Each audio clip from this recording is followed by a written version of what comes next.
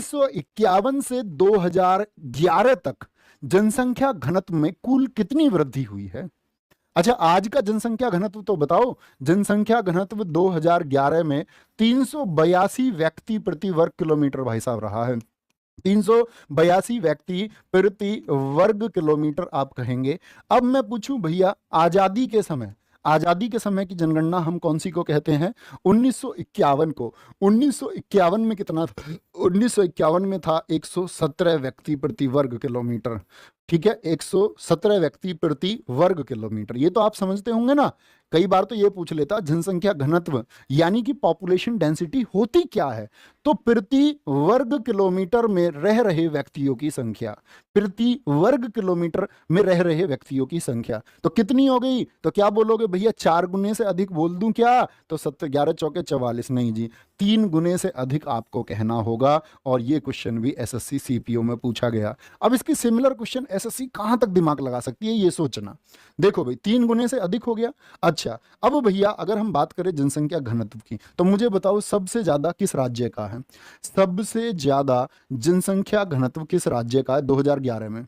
सबसे ज्यादा जो पॉपुलेशन डेंसिटी है, मतलब कम क्षेत्र में ज्यादा लोग कहां पर रहते हैं? भैया क्या बोलोगे? हम कहेंगे भैया जी बिहार में रहते हैं। बिहार में कितने लोग रहते हैं 1 वर्ग किलोमीटर में? 1106।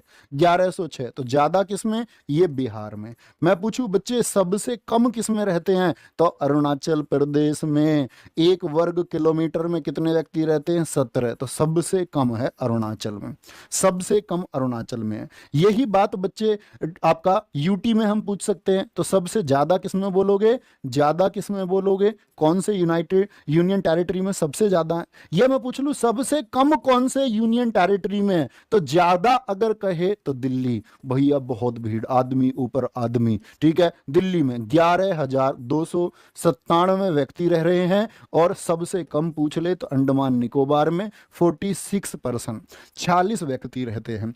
तो यूटी पूछे तो अंडमान निकोबार, और अगर राज्य पूछे तो अरुणाचल 17 और 46, और बिहार में 1106, और दिल्ली में कितने बोलना? हम आरडब्ल्यू से 11,297 वर्ग किलोमीटर। कोई दिक्कत?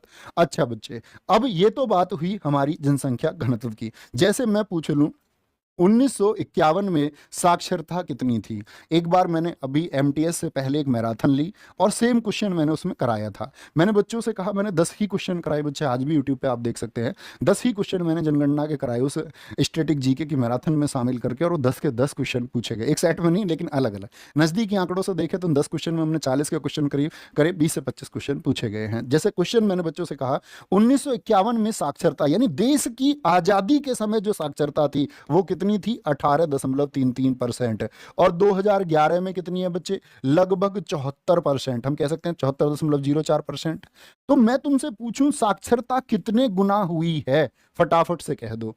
अगर मैं पूछूं 1951 में जनसंख्या देश की आजादी के समय जब जनगणना हुई, भाई 47 में तो जनगणना नहीं हुई ना, जनगणना तो 10 वर्षों में ही होती है। तो जनगणना यहां कितनी जनसंख्या थी? 36 करोड़ 10 लाख। और आज 2011 में कितनी जनसंख्या हो गई? लगभग 121 करोड़, जिसको हम 120 करोड़ पे कैलकुलेट कर सकते हैं। तो कितने गुना हो गई? क्या हम कहेंगे भैया 3 गुने से ज्यादा हो गई। 36 थी 108 होते, 3 गुने से ज्यादा।